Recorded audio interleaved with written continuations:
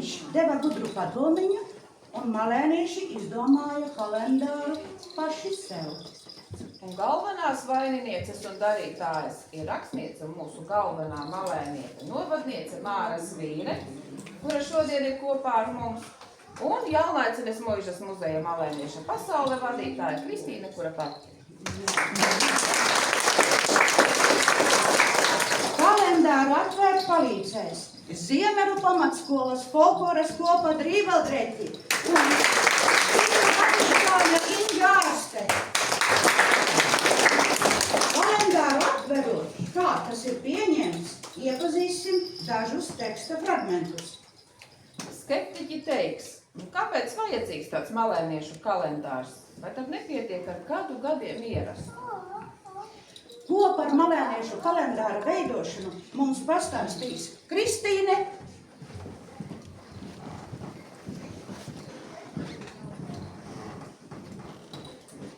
Tātad, pirmais malēnieša kalendārs tapa balstoties uz Valentīna Pelēča grāmatu Apāršņi, varbūt kādam no jums ir.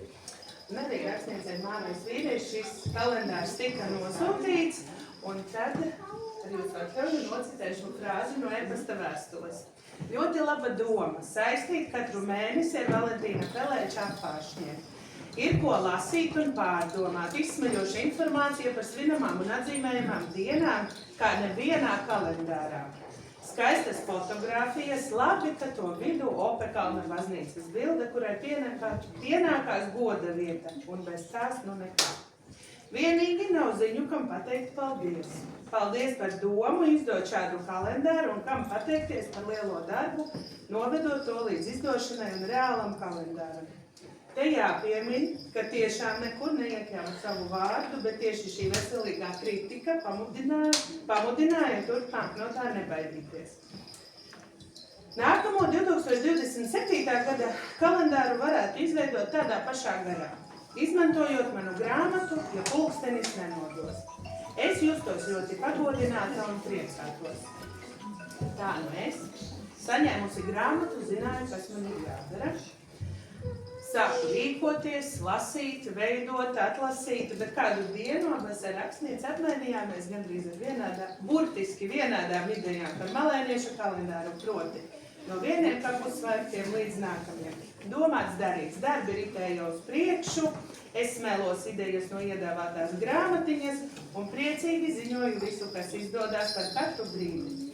Bet mirklī, kad bija sasniegta finiša taisne, sazinājos ar rakstnieci, vai viņa vēlētos pārbaudīt un pārskatīt visus tekstus, saņēmu atbildi. Domāju, tekstu pārsūtīšana būtu pārāk liels un liels darbs. Spriežot pēc iepriekšējā kalendāra, jūs zināt un protat, ko darīt ar tīklu uz jumtē. Tieši tā uzaicinājums veidot kalendāru, šis teksts man kalpoja kā augstākā uzslava. Tieši tāpēc šodien arī jums visiem būs iespēja iegādāties kalendāru. Paldies!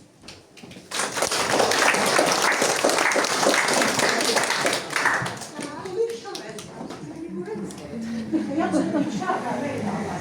Pašreiz neesam atnēļ. Viņš tepat lūks ir. Tūlīt būs. Kolēģis. Vajag. Jā, visi grib redzēt, vai ne? Jā. Re, Kristīna, tūlīt atnesīs. Tūlīt atnesīs un mēģinās liesmīgi atpakot vaļā.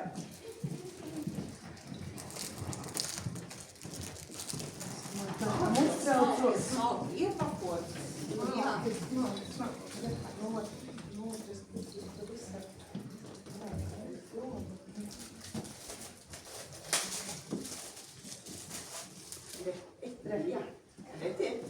Redziet, cik jauki. Bet ko es visvairāk gribu redzēt? Es gribu tiešām redzēt to no kapusvārkiem līdz kapusvārkiem. Tāpēc, ka...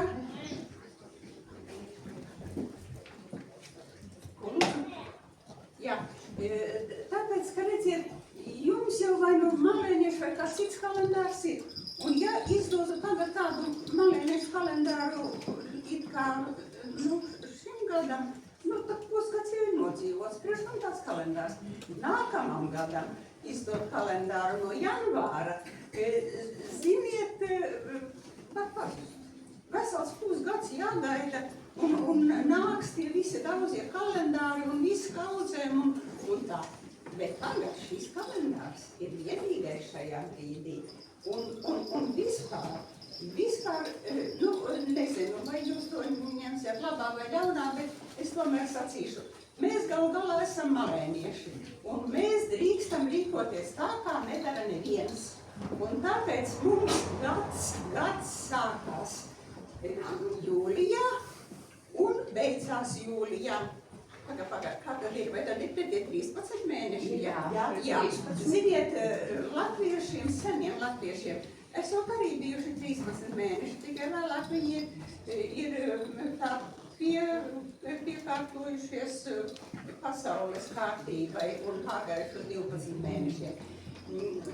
Un mums ir kalendārs zaļš no abiem galiem un pa vidu balts, bet kas zina ar vāciešu teicienu, tad gads ir balts no abiem galiem, vidu zaļš. Malēniešiem viss ir otrādi. Nu, un pēc šī kalendāra gadalaikus skaitot, malēniekiem sanāk 2 vasaras. Jūs saprotat? Cik labi? Nu, kādas smukas bildes ir. Nu, tu taču varēs nopirkt, vai ne? Jā, tā kā pērcieni, visi pērcieni kaudē. Tā jau nopirkusi, jā. Pirmā vasara, jūlijs, augusts. No vasaras gaidām, lai strādā kā rūķīgs zemes kopējs, audzē labīgu tīrumā un briedē augļus dārzā, lai dod labu sienu laiku un pietiekamu valgumu kartupeļiem, lai klāj zem kājām madaras un dod padzerties no raspodiņiem, kad izdomājam klīst pa upmalām un ļavām. Nu, lai stancim līku loku upe tek.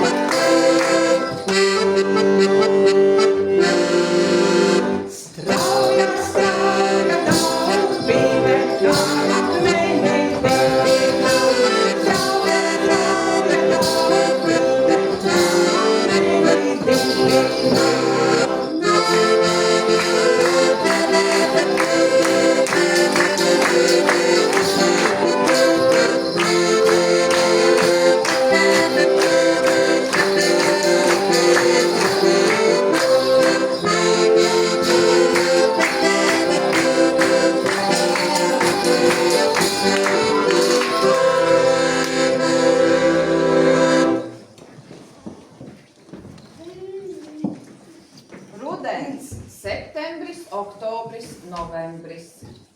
Rudens ir baule. Vēji spēlē gan lēnas, glāsmainas dejas, gan pūš pavisam vētrainas melodijas. Rieta saule tumšzilos biķeros lai smagu sarkanvīnu. Rītausmā migla meklē dubļos iemītu zeltu. Un tagad laiks laicenes danci, jo ir jaulaicene, veclaicene, laicene un vaidava. Un kas tad tos vaidavas krastos notiek? Gan lēnas pastaigas, gan tiek griezts valceris, nu lai skan laicenes dancis.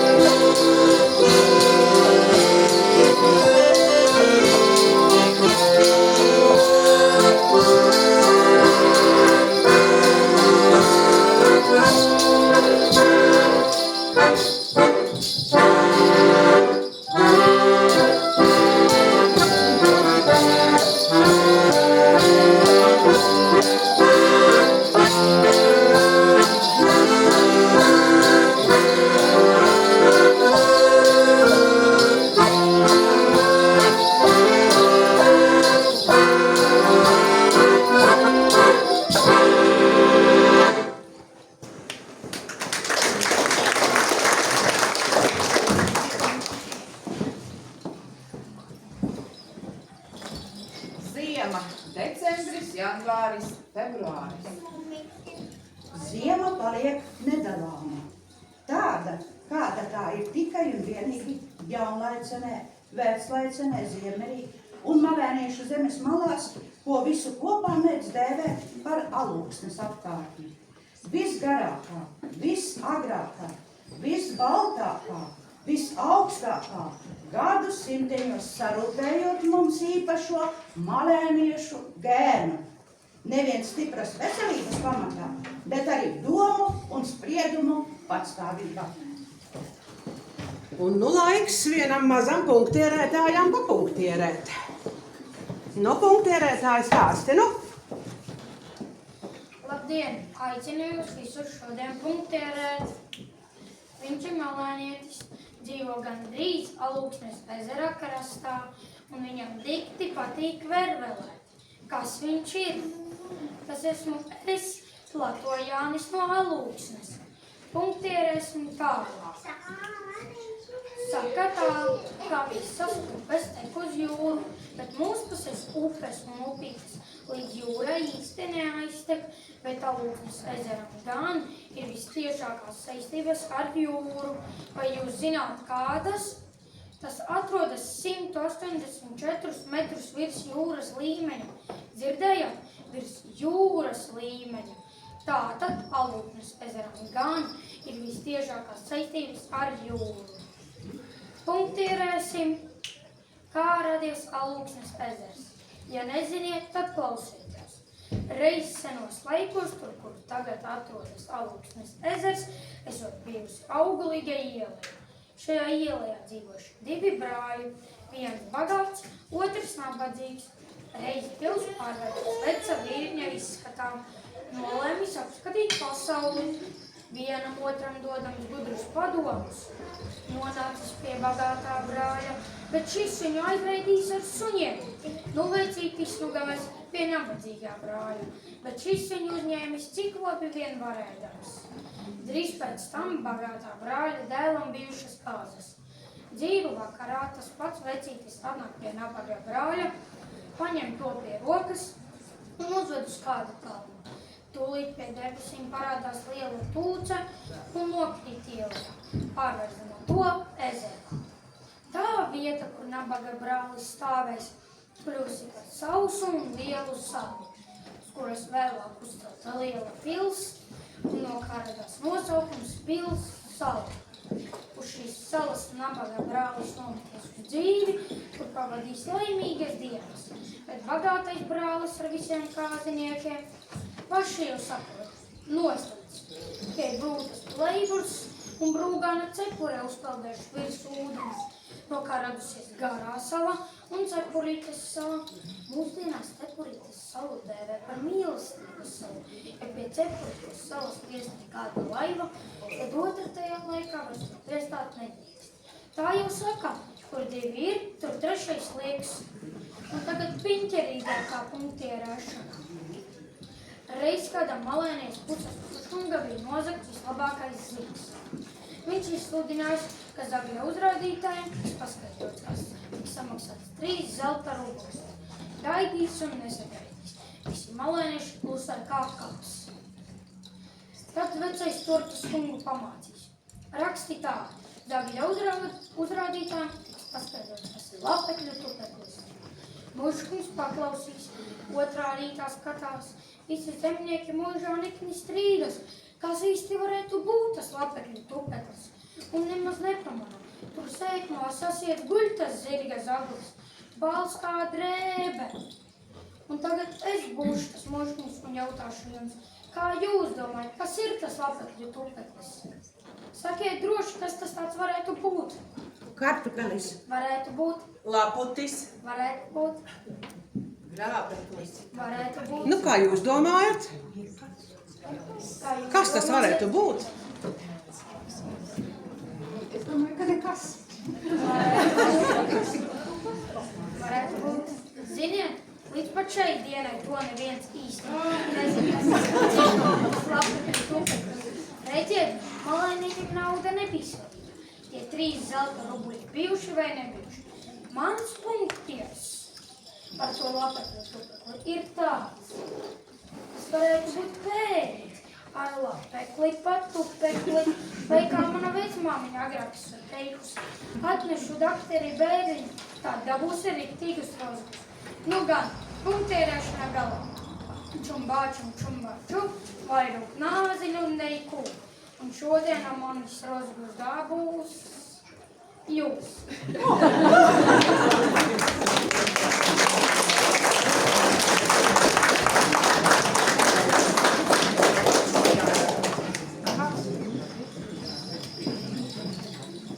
Pavasaris, marts, aprīlis, maijs. Pavasaris līdzinās nerādnam puisenam. Uzminu, kas tādam aiz ādas.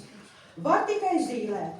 Būs silts un audzelīgs, bet varbūt pelēks, slapšs, salds. Vai saule zaļas asmas aiz ausīm vilks no zemes lokā, vai sagriezīsies cīruļputenis. Vai ievziedu laikā, kad tomāti jau iestādīti, neuzkritīs sauna. Visiem zināms, ka ievziets ir augsts. Kāpēc? Lai atvēsinātu karstos mīlētājus. Citādi ievu reibumā viņi sasolītu, ko mūžā nespētu izpildīt. Jā, un kā tad malēnietis vienmēr saka tā, labi vieni es dzīvoju.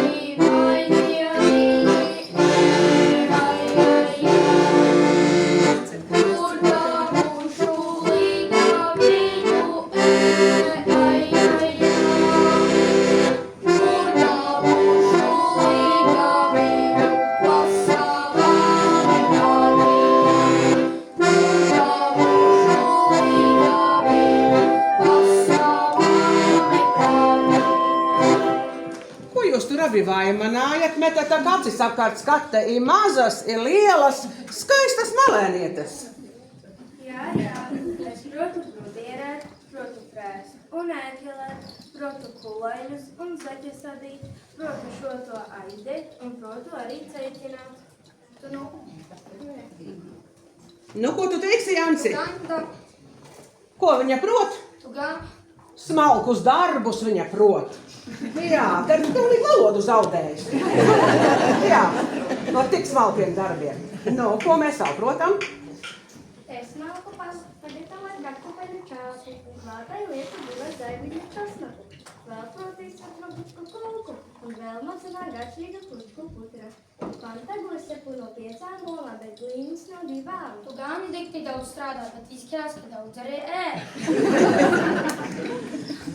Kad es eju pie darba, vienmēr priekšā lieku sirci, un es protu laupīt kartupeļus, sist sviestu, kasīt sienu un rabēt runkuļu. Tu gan dikti daudz strādā. Nu, tā ir, puiši. Mēs esam ritīgi kuražīgas čaklas malēnietes, tā kad ir no kā izvēlēties. Pareizi? Jā vai nē? Nu, jā. Viņi vēl nezina. Viņi vēl domā. Viņi pēc laicīgi. Un otrā vasara, jūnijas, jūlijas. Toties vasara bagātīgi atlīdzina ar košumu ziedu pļavās. Īpaši tajās, kas neizpļaujami stāvās pakalnu kraujās. Un ar maigu siltu sauli, kas sirdi aizkustina.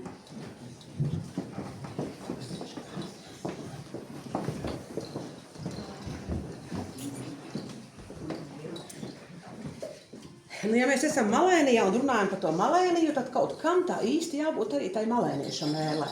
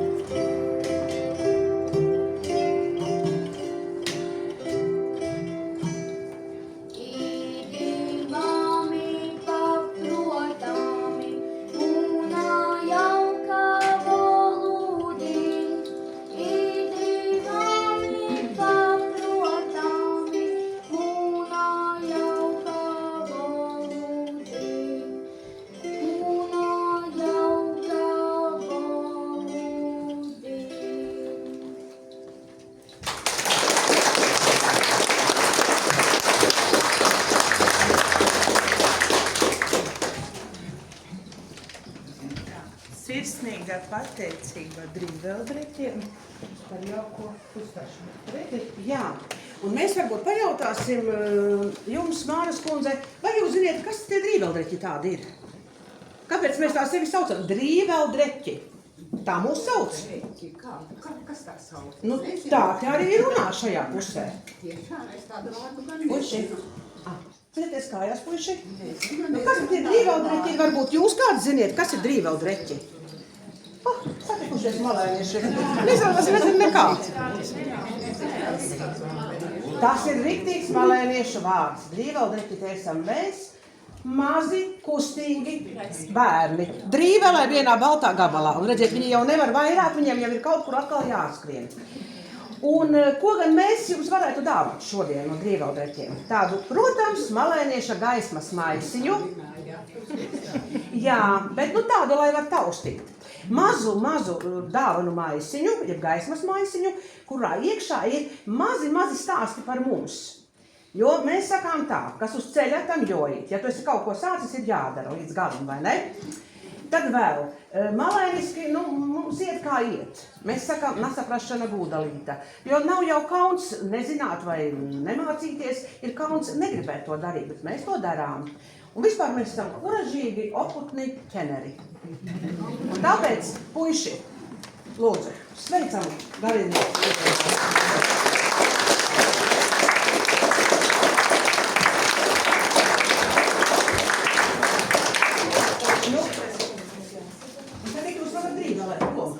Vai te pat, vai ārā? Kur jūs gribat? Ja? Tas bija tikai stāsts par to kalendāru. Jo tikai stāsts par kalendāru, tagad tik to grāmatu vaļā vērsti.